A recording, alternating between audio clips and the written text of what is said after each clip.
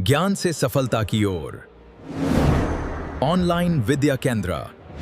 Subscribe now.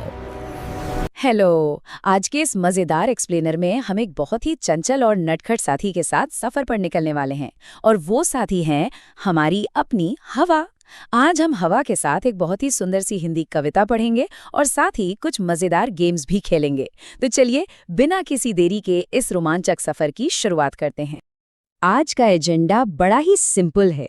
सबसे पहले हम हवा कविता पढ़ेंगे और उसे समझेंगे, फिर थोड़ी सी चित्रकारी होगी, उसके बाद दाएं बाएं आगे और पीछे की दिशाओं को पहचानेंगे और आखिर में एक मजेदार भूल भुलैया को पार करेंगे।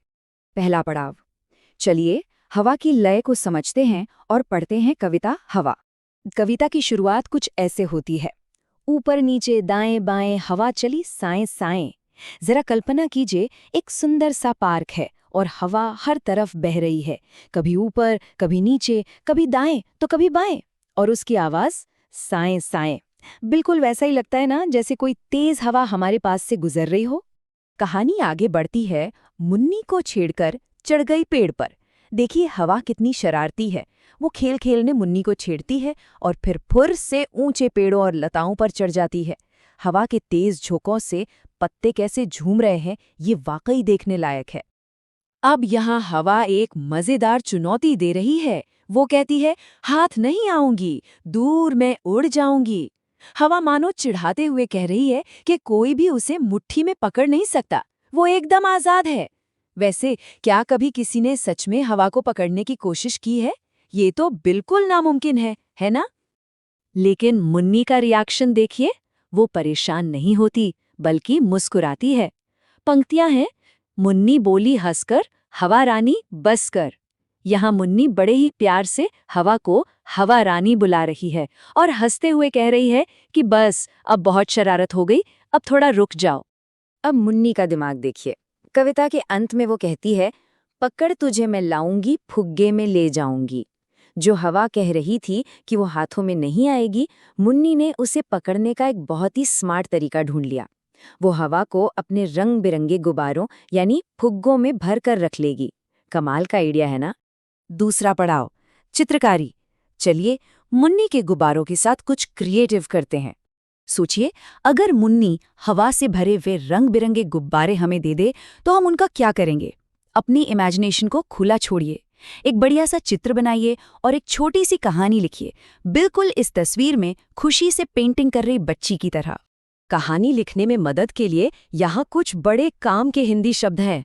हम अपनी कहानी में हवा, फुग्गा, गुब्बारा, खेल और मुन्नी जैसे शब्दों का इस्तेमाल करके एक बहुत ही प्यारी सी स्टोरी बना सकते हैं। तीसरा पड़ाव, दाएं बाएं आगे पीछे। चलिए मुन्नी के साथ पार्क की सैर करते हैं और दिशाओं को समझते हैं। अपना ध्यान एक बार फिर से इस मुख्य चित्र पर लाते हैं। मुन्नी पार्क में खुशी से दौड़ रही है। हमें बहुत ध्यान से देखना है कि मुन्नी के चारों ओर आखिर क्या-क्या मौजूद है। चलिए मिलकर खोजते हैं। दिशाओं को समझना बड़ा ही आसान है। सबसे पहले मुन्नी के दाईं ओर यानी राइट साइड में क्या है? वहां हवा से उड़ते हुए पत्ते हैं। और मुन्नी के बाईं ओर यानी लेफ्ट साइड में वहां एक सुंदर हरी घास वाली छोटी सी पहाड़ी दिखाई दे रही है।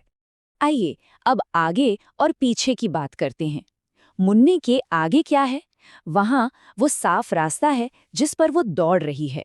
और मुन्नी के पीछे क्या है? पीछे की तरफ एक बड़े से पेड़ की डाल दिखाई दे रही है। इस तरह से हमने दाएं बाएं आगे और पीछे की दिशाओं को चुटकियों में समझ लिया। चौथा पड़ाव, भूल भुलैया।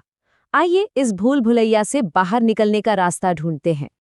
अब चैलेंज ये है कि इस भूल भुलैया को पार करके घोड़े तक कैसे पहुंचा जाए। नियम बहुत ही सिंपल है। सुरक्षित रास्ता ढूंढने के लिए हमें केवल ओ और औ अक्षरों पर ही कदम रखना है, बाकी कोई और अक्षर नहीं। रास्ता ढूंढने के स्टेप्स बहुत आसान हैं। पहला कदम, शुरुआत करनी है अक्षर ओ से। दूसरा कदम, वहां से जुड़े हुए अगले अक्षर औ पर जाना है। और बस इसी तरह एक बार ओ और फिर औ के बीच बारी बारी से चलते हुए इस पूरी भूल भुलैया को पार कर लेना है ना? ये दिमाग की कसरत कराने वाला एक बेहतरीन खेल। बहुत बढ़िया। आज की सारी एक्टिविटीज बहुत ही शानदार तरीके से पूरी हुई हैं। तस्वीर में मौजूद इस खुशमिजाज गिलहरी के साथ हम भी आज की इस सफलता का जश्न मना सकते हैं। आज के हमारे इस पूरे सफर में हमने हवा की चंचलता का खूब आनंद लिया, एक मजेदार कविता पढ़ी और दाएं बाएं आगे पीछे जैसे नए शब्द भी सीखे। और मुन्नी की वो स्मार्ट सी बात तो हमेशा याद रहेगी, हवा रानी बस कर, जब उसने हवा को गुब्बारे में कैद करने का वो जबरदस्त आइडिया लगाया था। जाते जाते यहाँ एक बहुत ही दिलचस्प सवाल है जिस पर हम सबको सोचना चाहिए। अगर सच में हवा को एक बड़े से गुब्बारे में पकड़ लिया जाए तो उस गुब्बारे के सहारे उड़कर किस जादुई जगह की सैर पर जाना सबसे मजेदार होगा, सोचिएगा जरूर। उम्मीद है आज के इस एक्सप्लेनर में नई नई चीजें सीखने में सबको बहुत मजा आया होगा। ज्ञान के ऐसे ही नए सफर के साथ फिर मिलेंगे।